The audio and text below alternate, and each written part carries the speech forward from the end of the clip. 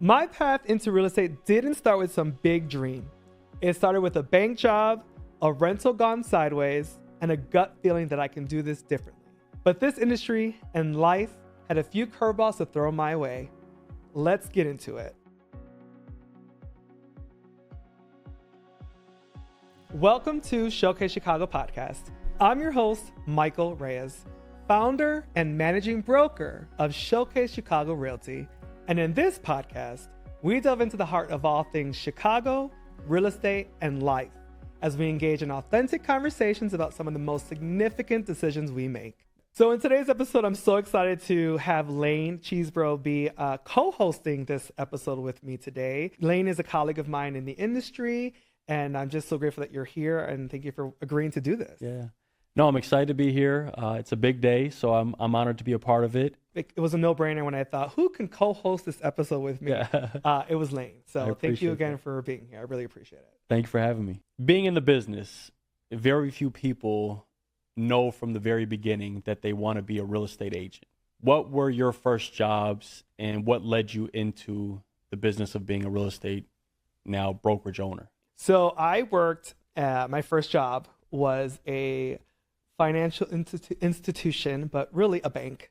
And I was the manager of this bank. I started working there a month before I turned 16. So I worked there for 18 years. Oh, wow. And that particular job certainly taught me how to have a very tough skin, how to be very direct, how to be, I think people see my smile and don't realize, like, listen, I'm not afraid. Makes me a good negotiator. But so I started working a month before I turned 16 and at a bank. And then I was the manager of that for 18 years. Oh, wow. Yeah. And that was at the same branch, or they moved you around a bit, or? It was actually within two branches. Okay. And so, working in that industry was interesting. I love counting money. Okay. So there's carryover there. Yeah, absolutely. I love, numbers and accounting and all that. But beyond counting money and the love for that, what made you realize that real estate might be a career that you could pursue with some success? What made you realize that your personality or your skill set was a good fit for the business? I'm a people person, and a few things I was doing already was I was fundraising. I actually did the AIDS Life Cycle, which was a 545-mile bike ride across California. Oh, wow. I don't know if I shared that with you previously. I've never even heard of it, so I know you didn't tell me about it. It is since no longer happening. Last year was the last year, but I was doing fundraising. I was loved representing people. This is probably a good place to just kind of go into this really great story of how I got started.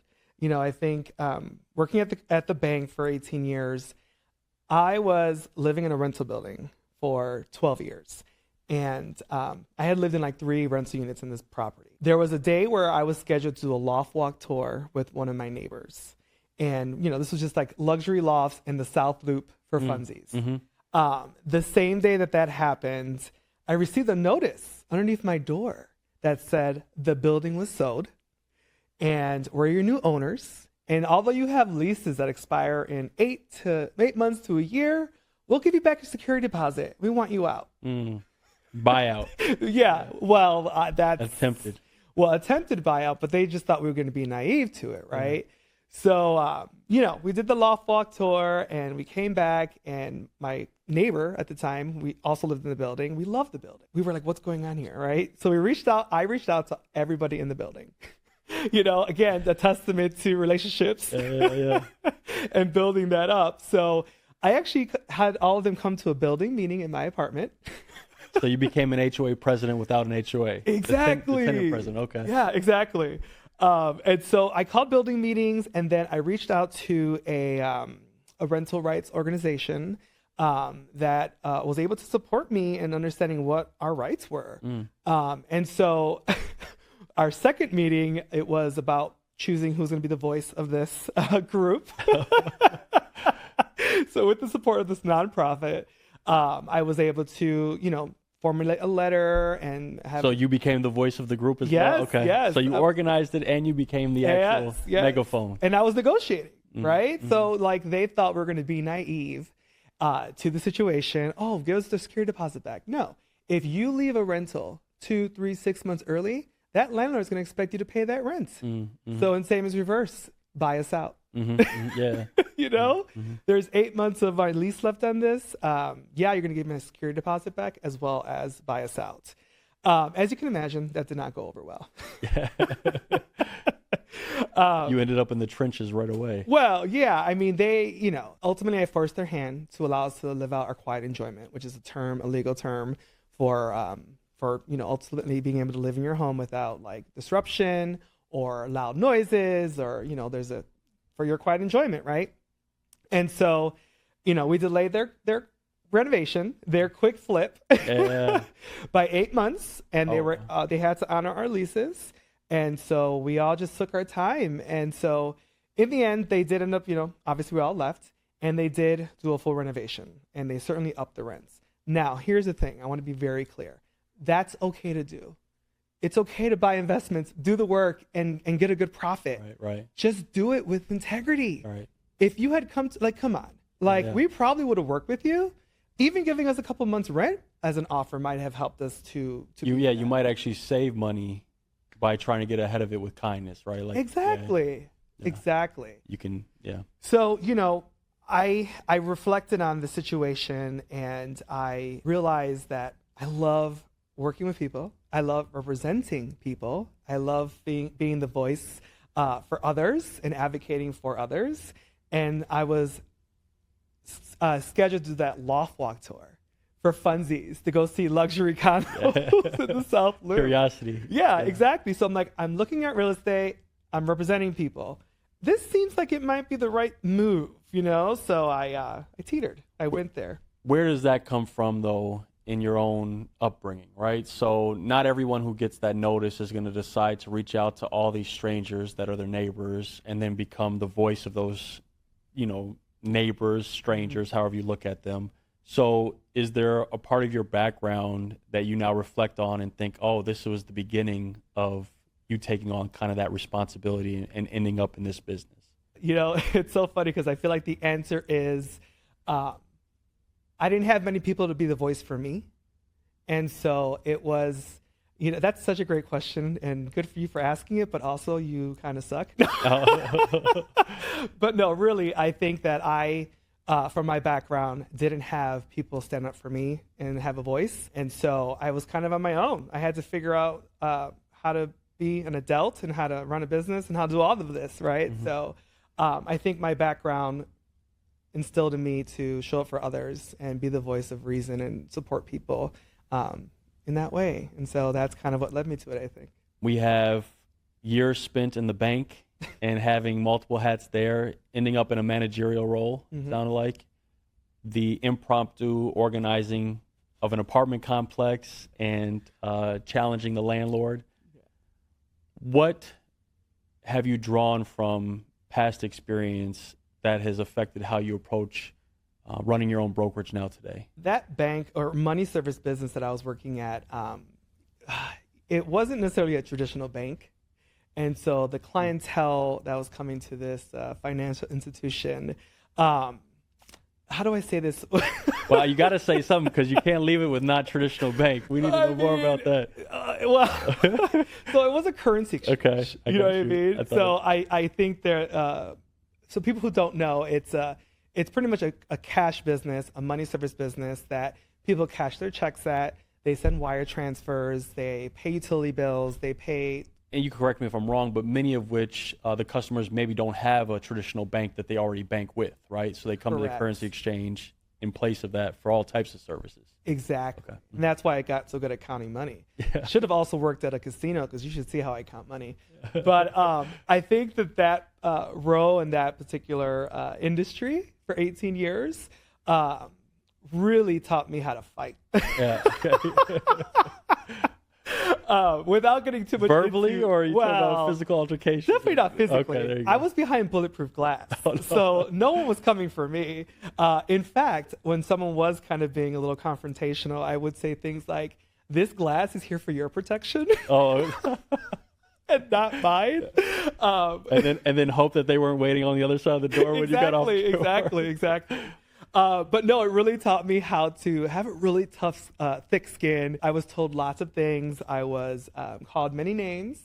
And, but then I also had the other side of that, right? A lot of our clients were regular customers.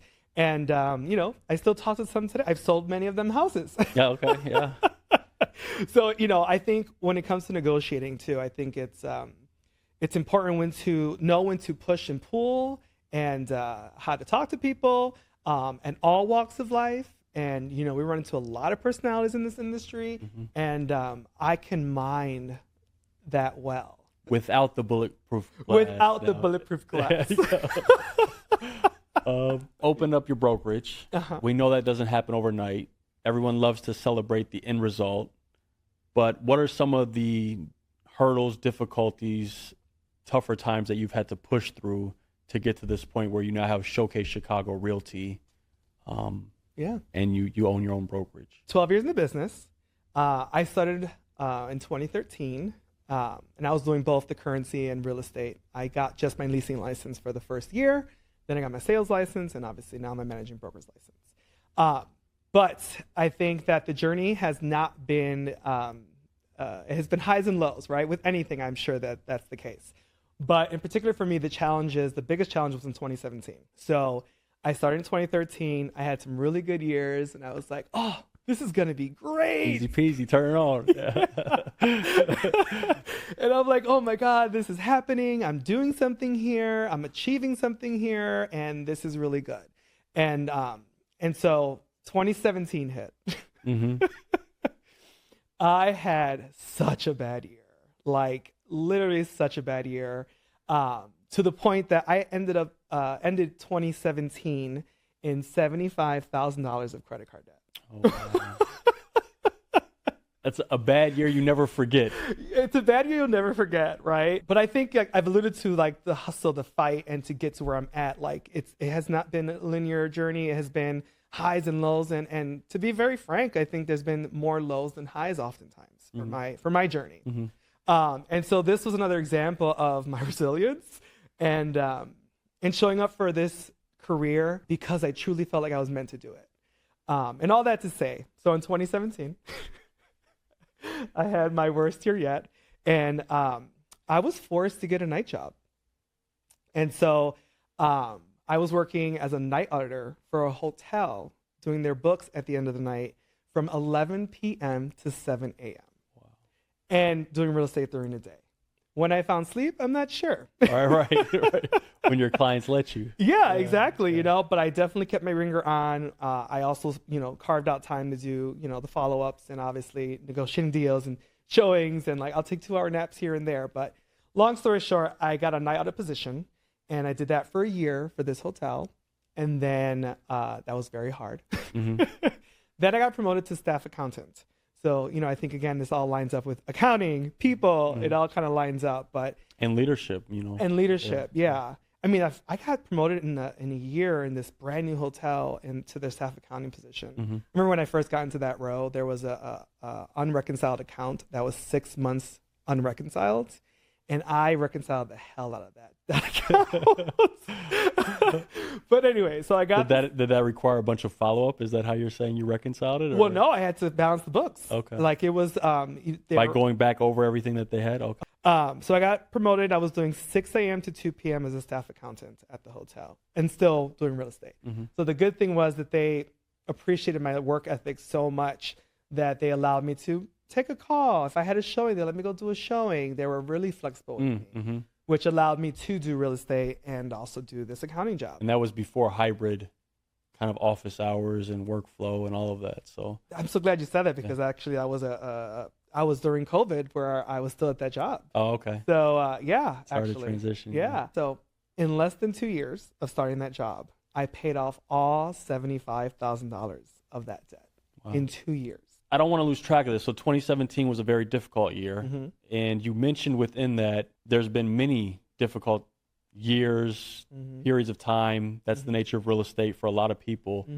Why not quit instead of leaning in even further and deciding to open your own brokerage? I should have quit.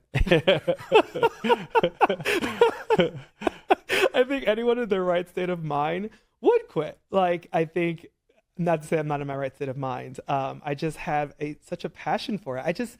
There was something in me that just felt like this was the path, and I wasn't going to give up on it. You know what I mean? I made this commitment to do this work and to work hard. And I just felt in my core that, like, if I continue to work hard, it's going to be okay and it's going to pay off. Yeah. But I mean, I do think that, that people in that situation would choose differently, you know, but I just felt like I was doing what I was supposed to do, even though it was a hustle.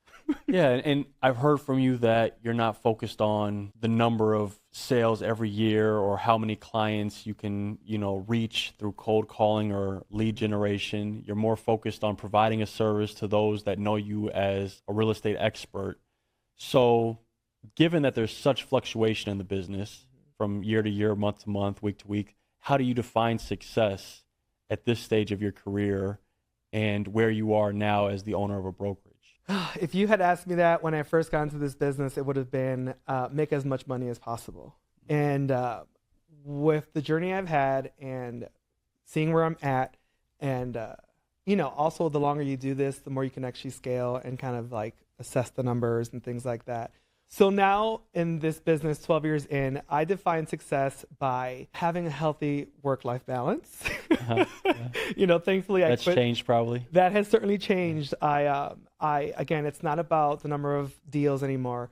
And it's also about, I would take a second job and kill a deal if it was the best for my clients. Thankfully, I haven't had to do that again. Yeah. And like the business is now supporting me and moving forward. And again, there's going to be fluctuations, but now I'm at a place where, again, I wasn't taught these things, but now I'm in a place where I know the numbers and I'm accounting for everything, and I have cushion and I have, all that planned out now, where if something, when it does go down, because it's not going to be, one ride up, I'm ready for it. You've leaned into the business. You're doubling down, so to speak. It seems like as you talk about what you value for yourself and your clients, integrity is pretty much at the core of it all. Why do you feel that matters so much in this particular business, and how do you see your role within that? I think this goes back to the story I was talking about with the two flat. And certainly like being in integrity in that situation and being honest is so important. Like the thing about integrity is people don't know what's happening. Oftentimes, right? They feel this authenticity from me. They feel this trust from me, but they may not know, oh, this guy's working a night job right now. Yeah. But he's showing up for me in ways that I'm like blown away by. It's quiet. Yeah, it's quiet integrity. And I think that's important. Of course, like this is a lot of money in people's lives. This is a very vulnerable thing, and it's a very risky thing for people. And if you don't have someone that really knows the ins and I do this all day, every day, right? I'm so grateful to say that. Yeah. It's a stage. Yeah, it is. And like people think it's not, it's about knowing what's happening in this market consistently. You maybe do 1 to 2 transactions in your lifetime. Maybe 3. And so to just go in that blindly, not knowing what's happening in the market, it's important to be in integrity and trust someone with this very big thing. Yeah.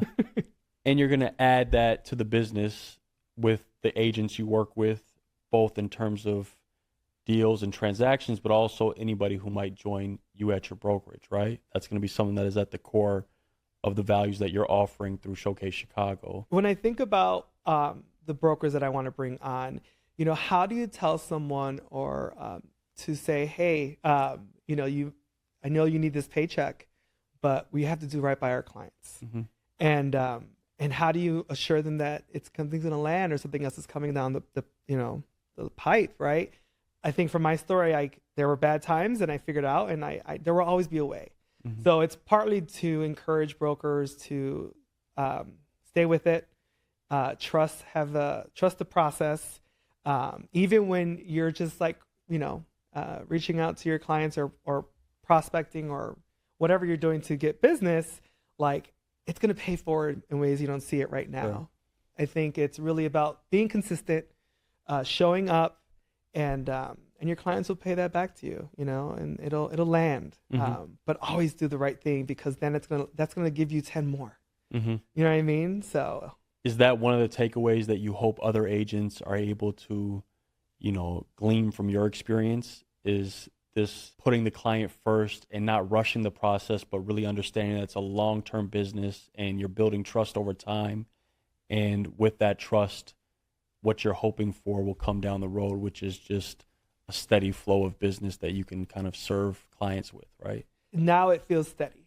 Mm-hmm. Yes, I think some people come into this business and they think, and they might, right? They're paying for leads, or they're getting all these leads, but is that going to be sustainable, right? The cost of that and the way that business is ran. Not that it's wrong. Mm-hmm. This is just the way that I chose to do my business, Sure. right? And I think the way that I did it took longer to get to where I'm at 12 years later. But now I can say with comfort and confidence that the last 4 years have been good, Mm-hmm. and that's why I'm able to open up a brokerage Mm-hmm.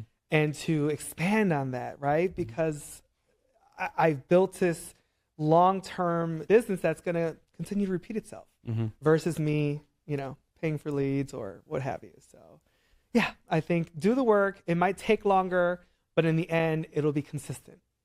And you choosing to open a brokerage as you found that stability says something about what you're hoping to both gain and offer to the business, which is a new challenge, right? You didn't just decide to say, oh, now that I'm here, I can start to really coast and it becomes a little simpler, right? You decide I want a new challenge that I'm going to go after, Yeah. and I guess help others along the way.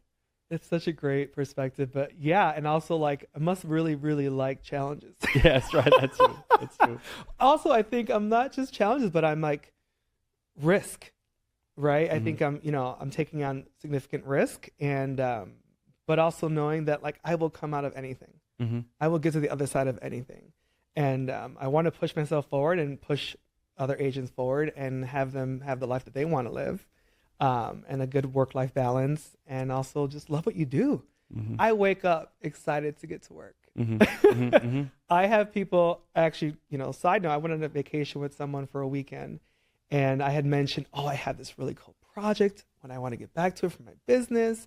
And they're like, I haven't thought about work for 10 seconds. I hate my job. Turned it off. Yeah. Turn it off.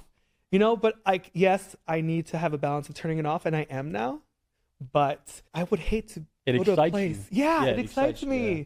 I'm thrilled to show up. I'm the car rides with my clients. Mm-hmm. The hour or two we're in the car, between appointments, right? We're talking about what they're looking for. We're getting clarity. We're also building a rapport. We're laughing. We're making jokes. It's fun, and I love what I do. And you have such confidence that things are going to work out in the long run. Right. And that comes from all of the experience you've had in the business and the success you've had. Yeah. What would you tell your younger self with them not knowing that at the time? What would you tell them about what's coming down the pike? Find yourself, be true to yourself, and speak with confidence. And you should be confident. And that's what I would tell my younger self, is that you got this. Nice. And you're going to get this for other people. You know what I mean? People are going to benefit from what I'm doing. Mm-hmm. And so remember that. Mm-hmm. Thank you for tuning in to another episode of Showcase Chicago podcast. If I can support you with your real estate needs, you can search Showcase Chicago or Michael Reyes on all social media platforms, or go to www.showcase-chicago.com. Until next time, continue to live your best life. I'm Michael Reyes of Showcase Chicago Realty. Thank you for listening.